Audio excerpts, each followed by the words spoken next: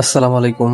এর আগের দিন আপনাদেরকে যে টেরের কাজ দেখালাম ওই টেরের ভিতর থেকে একদম ওই লাস্ট পর্যন্ত কেবল টানা হয়ে গেছে।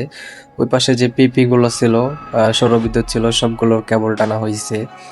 এখনো ড্রেসিং করা হয় নাই। এই যে ওয়াকওয়ে আছে, ওয়াকওয়ে গুলো লাগানো হয় নাই। আর এটা হচ্ছে আমাদের ওই যে 2 নাম্বার 3 নাম্বার চাল, আর ওইটা হচ্ছে বড় 1 নাম্বার চাল। আর ওর পাশে যেটা দেখতেছেন এই যে ছোট একটা, এটা হচ্ছে 1 নাম্বার। তো ওইগুলো মোটামুটি সব লাগানো হয়ে গেছে।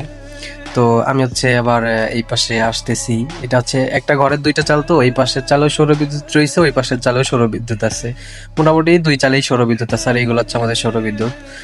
আর এই পাশে হচ্ছে একটা প্যানেল, একটা সৌরবিদ্যুৎ উল্টা লাগানো হয়ে গেছে। আমি এটা খুলে এর যে কেবল আছে, কেবলটা জাস্ট ওই পাশে লাগাই দেবো। এই যে এইটা যে তার দেখতেছেন এই মাথা, আমি এটা হচ্ছে ওই পাশে লাগাই দেবো। আর ওই প্যানেলের সাথে এটা সংযোগ করে দেব। সংযোগ করে দিলে এইটা মোট 20টা পিপি মিলের একটা স্টিং হয় একটা ইনভার্টারের। তো আমি এই যে প্যানেলটা উঁচা করতেছি, এটা অনেক ভার আর এটা অনেক বড় প্যানেল। এই সৌরবিদ্যুৎটা অনেক বড়। এটা হচ্ছে তিরিনা সোলার, আর এটা হচ্ছে এই যে 620 ওয়াট। এই যে এখানে লেখা আছে যে 620 ওয়াট একটা সোলার। তো আমি এই পাশে যে কেবলটা বাঁধা রয়েছে না, এই যে এইটা ঘুরায় হচ্ছে এই মাথায় নিয়ে চলে আসবো। এই যে এই কর্নারে, এই পাশে যে কর্নার দেখতেছেন এই মাথায় নিয়ে চলে আসবো। তো এটা খুলে আমার বাঁধা হয়ে গেছে।